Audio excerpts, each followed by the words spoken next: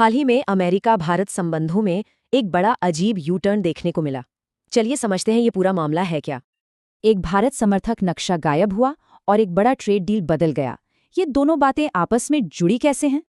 तो हुआ ये कि अमेरिका ने एक नक्शा जारी किया जिसमें विवादित इलाके भारत का हिस्सा दिखाए गए थे।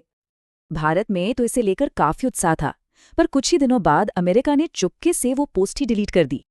और ठीक इसी समय एक बड़े ट्रेड डील की फैक्ट शीट में भी चुपचाप बदलाव हो रहे थे। डील में पहले कहा गया कि भारत अमेरिकी दालों के लिए बाजार खोलेगा। बाद में ये बात ही हटा दी गई। फिर $500 अरब की खरीद प्रतिबद्धता को बदलकर सिर्फ खरीद का इरादा कर दिया गया। और इन दोनों शब्दों में जमीन आसमान का फर्क है। एक पक्का वादा है तो दूसरा सिर्फ एक प्लान।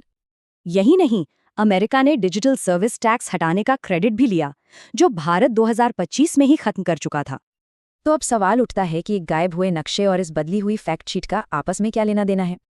सूत्रों के मुताबिक अमेरिका ने नाराज होकर जवाबी कार्रवाई में भारत के पक्ष वाला नक्शा हटा दिया। कहा जा रहा है कि अमेरिकी प्रशासन को क्रेडिट की भूख है और वो एक अच्छी तस्वीर पेश करना चाहता है।